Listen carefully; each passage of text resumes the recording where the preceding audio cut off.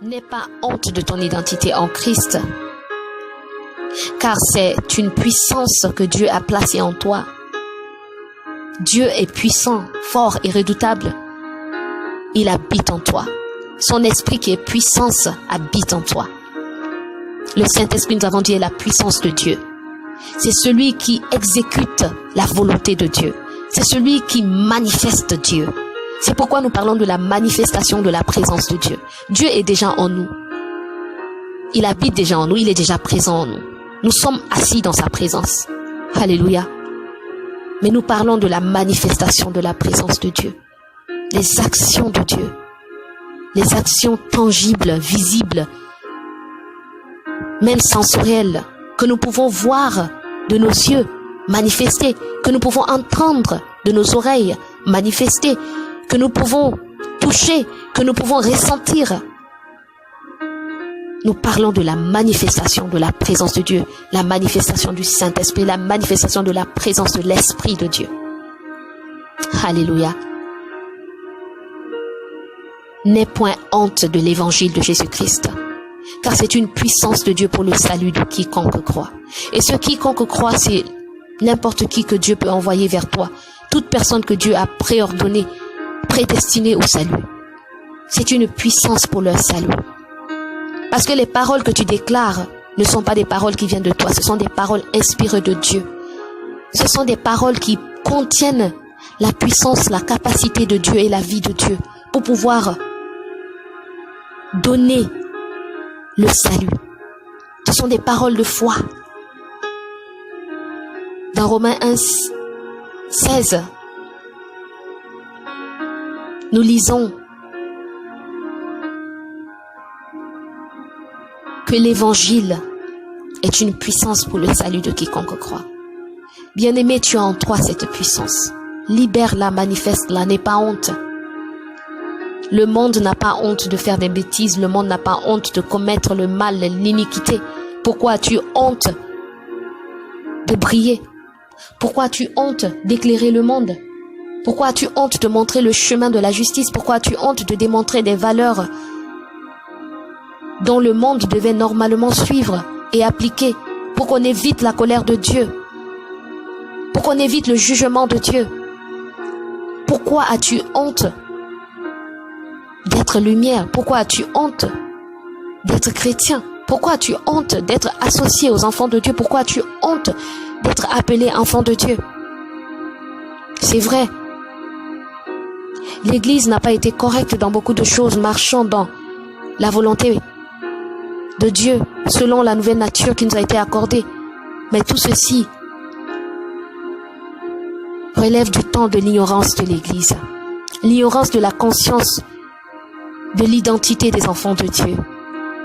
Ceci relève des temps de l'ignorance de la connaissance de la parole de Dieu et de la conscience de la nouvelle identité en Christ, de la nouvelle naissance, de la nature divine que nous devons simplement manifester. Mais aujourd'hui, nous ne sommes plus de ceux-là qui sont ignorants, parce que le Seigneur parle à son peuple.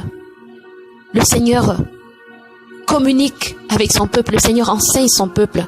Et son peuple reçoit cette connaissance, applique cette connaissance, ne se borne pas seulement à l'écouter, mais met en pratique la connaissance de la parole. Et la grâce augmente. Et l'Église va de l'avant. Alléluia. Le réveil va éclater dans le monde. Le réveil va éclater en Afrique. Le réveil va éclater au Tchad. Le réveil va éclater. Et ceci sera par toi, bien-aimé. Ceci sera par moi.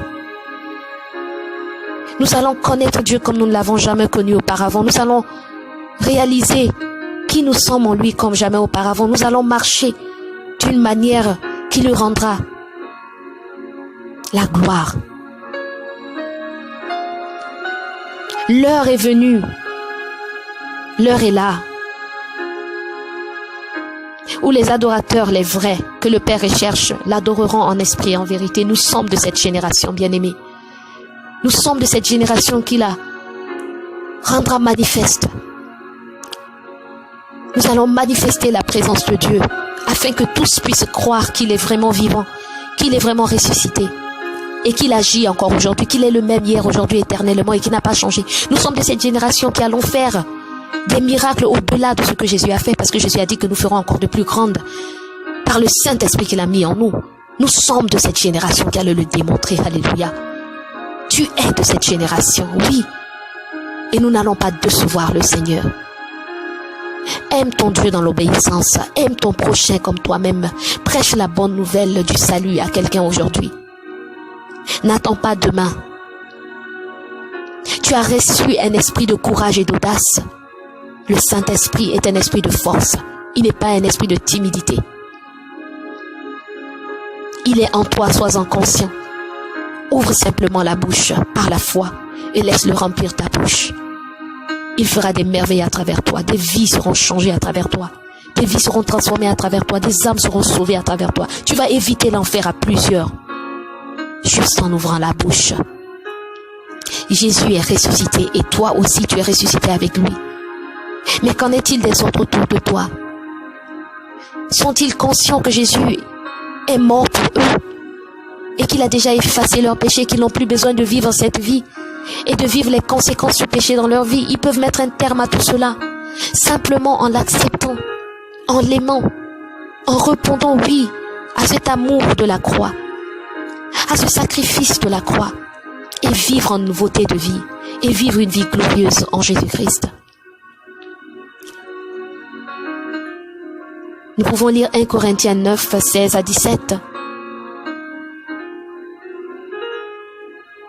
Paul dit: malheur à moi si je n'annonce pas l'évangile. Et je ne le fais pas parce qu'il m'est simplement imposé, mais je le fais avec joie.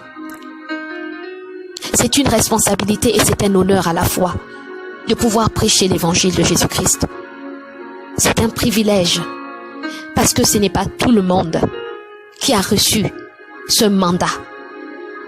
Mais c'est seulement ceux qui ont reçu Jésus-Christ. C'est un honneur, c'est un privilège. Nous avons été mis à part pour cela. Nous avons été mis à part pour cet appel glorieux de donner la vie éternelle. Alléluia. Tu es un porteur de la vie éternelle en toi et un distributeur de la vie éternelle.